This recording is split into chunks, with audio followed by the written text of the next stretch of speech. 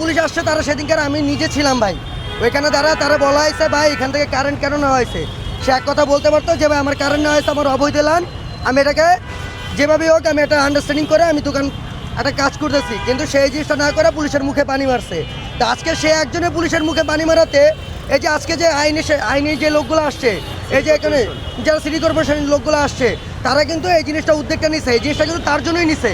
এর আগে কিন্তু নেয় নেই, এর আগে কিন্তু গত 2 বছর ধরে তারা দোকান করতেছে এখানে, কোনো ভাঙ্গেও নেই। কিন্তু এক জায়গাটা সিটি কর্পোরেশন আগে ভাঙা উচিত ছিল ভাই, কারণ আমাদের সরকারি জায়গার মধ্যে আমার দোকানপাট বসানোই কিন্তু নিষেধ।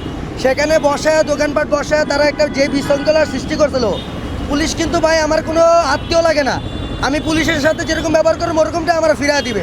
আজকে একজনের ব্যবহারের কারণে আরও 20টা মানুষের ভোগান্তি কেন ভাই? এই জিনিসটা একজনের আচরণের কারণে, ঠিক আছে, এখন ভাঙলো কেন? তার একজনের কারণে কিন্তু ভাই, ঠিক আছে।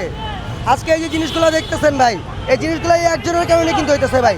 আজকে মানুষগুলাও খুব মানে ভোগান্তির মধ্যে আছে, তারা দেখতেছে তাদের 7টা হোটেল ভাঙছে, কিন্তু এখান দিয়ে আরও বাকি মানুষের 30টা দোকান ছিল, 4 দোকান বলেন, ফুটের মধ্যে বিভিন্ন মানুষের বিভিন্ন সিঙ্গারা সমুচা ভাই হালিমের, মানে যে মানুষগুলো দিন আনে দিন খায় ভাই, এই মানুষগুলো কি করবে কন ভাই?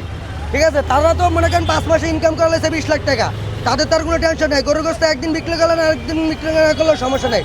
যারা 4 দোকান করে তারা কেমনে দিন আন খাইবো ভাই কন জিনিসটার মধ্যে? তা আমাদের কথা হচ্ছে, যখন আইনি লোক আসছে আমাকে জিজ্ঞেস করছে যে বৈধ লাইন না অবৈধ লাইন, আমি তার সাথে যতটুকু আমার আন্ডারস্ট্যান্ডিং মানে আচরণমূলক কথা বলবো, সে কথা না বললে সে মুখে যে পানি মারছে, পুলিশ তো আমার বিয়ে লাগে না ভাই, এক কথায় পুলিশ তো আমার বিয়েই না কোনো, যে পুলিশের মুখে পানি মারবো, পুলিশ আমরা না দিই খাইটে যাবো গা। দেখেন সেদিনকার পুলিশ ওরে নিয়ে গেছে, আজকে এর বিনিময়ে দেখেন আরও 20টা মানুষের ভোগান্তির মধ্যে ভালছে কিন্তু এখন।